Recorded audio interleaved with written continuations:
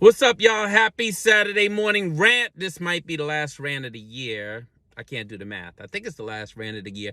But either way, I think people are like, well, why would you be ranting? It's the holiday season. Happy holiday, folks. Or can you say Merry Christmas? A couple years ago, you couldn't even say Merry Christmas. You had to be like, Happy Black and Brown, Underprivileged, Climate Change, Tree Preservation, Inner City Day. But now y'all motherfuckers back to Christmas. It is what it is. I think the progressive left got out of hand anyway. Like, y'all spend all y'all time worrying about what the fuck we call a holiday, and you don't be thinking about laws, policies, procedures, practices, regulations, none of that shit that really impact the lives of black and brown people. But don't worry about it. Now you gotta say happy holidays. Not really. We're back to Merry Christmas. Let me know how that shit worked for you. Anyway, I don't want to be all fucking curmudgeon-y, like, right around the holidays, because then people are like, oh, he is always angry. In fact, that's the real feedback I got last week, right? When I talked about our friend, Research Karen, at the Arnold Foundation, all I kept hearing back was, oh, he's so unprofessional. You know, he's unprofessional. He uses curse words when he's doing those rants. So, you know, I can barely listen to it. They're really stinging my white European ears. Fuck out of here. Everybody I know, no matter how fucking straight-laced they are, when I'm talking to them, like, outside of the work context, they curse, they speak their mind. In the nonprofit space, everybody's just so fucking uptight.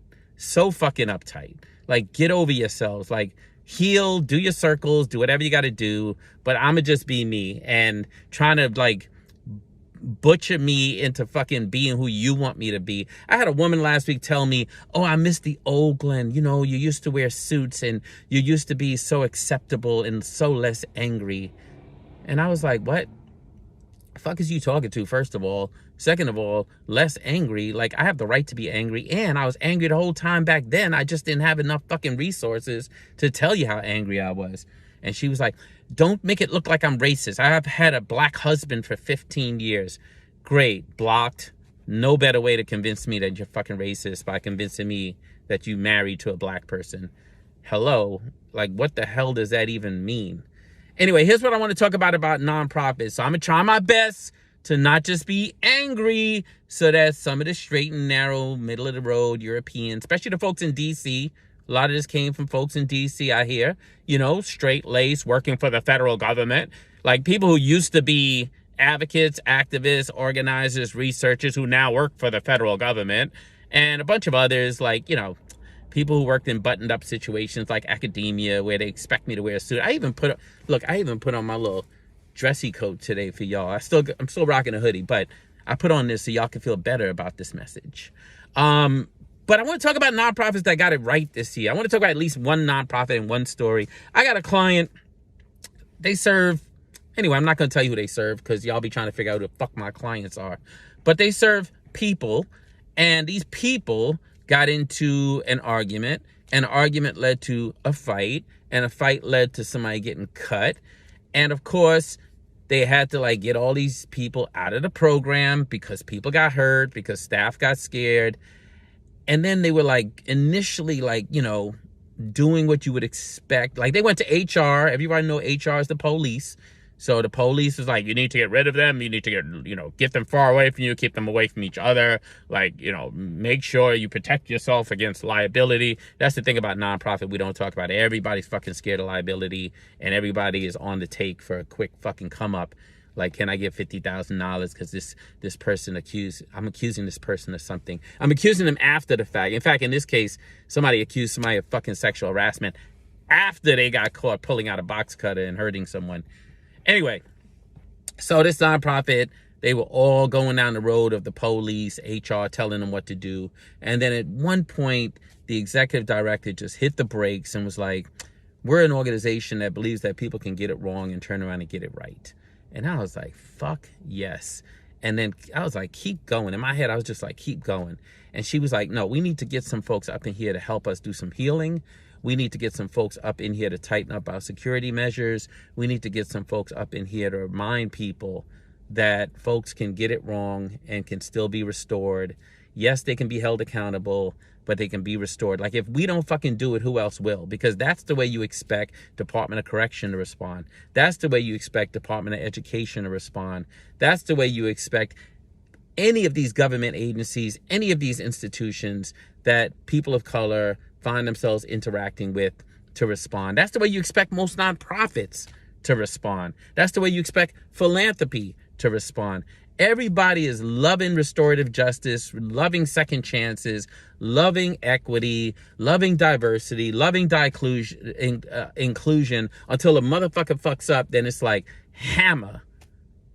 And I don't care who I've seen the most progressive people turn into the most staunch fucking hammers when they feel like a person of color has done something wrong, whether it's a black leader in the nonprofit space or whether it's a black or brown client going to one of these agencies for supports. And this agency was like, yeah, nah, that's not who the fuck we gonna be. And they are working on finding a way now to make things work. I'm not coming out of this parking spot, bro. Fuck out of here. I'm fucking doing my rant. And so they are working to find a way, and it's difficult. Like, they admit that they're struggling with it. Like, yeah, they're worried about the security issues and so on, but they're going to find a way to serve these clients, even if they serve them remotely, even if they don't bring them back together in the same space. That is something that they're committed to. It's going to cost them more money to do it. But what the fuck else are you doing with the money that philanthropy is giving you? Right? The philanthropy gives you money to serve these folks. And even if they fuck up, like, literally, that's the time to lean into your values. And so, yeah, it's going to cost them more, but they're going to figure it out. And to me, that's the kind of stories I hope to be telling at the end of every year. So when I bitch about these nonprofits and you straight, narrow, middle of the road motherfuckers who are benefiting from philanthropy hate the fact that I'm fucking naming it and calling it out and fucking telling all the secrets that y'all been trying to keep forever, fuck y'all. Like, I'm here to try to make this fucking thing better. And if that means calling out the people who are benefiting from doing it wrong, then that's what the fuck it is. That's what the fuck it is. I'm gonna keep doing that. Like, that's the goal for 2024, 2025, 2026, until I see a criminal justice reform nonprofit space that more closely matches what I and others said we were going to build many, many years ago, instead of the toxic, shaming, punitive, heavy-handed, just disgusting space that many of y'all have created and that a very few of y'all seem to really benefit from as gatekeepers to philanthropy, as those who make decisions about where resources go, as those who've carved out entire careers rhetorically saying you're doing the right thing, but in practice fucking it all up. And I've been the recipient of it, and I think I've also been part of the fucking problem years ago. And yeah, that gives me the right to fucking speak up on it. If you want to come for me, come for me. Like, people coming for me lights my fire. I can't even begin to tell you how fired up I get when people come for me for saying something that bothers them. So keep coming for me. I'm here for it. It just fuels my fire and will make me be even more specific and issue even more receipts. It is what it is. That was my holiday rant. That was actually my sweet, warm Christmas holiday rant. That allows me to go on my Saturday and chill. Anyway, I think we got one more, actually. I did the math in my head. I think we got like one more rant, maybe the 30th or something like that. But this is what I got for y'all today.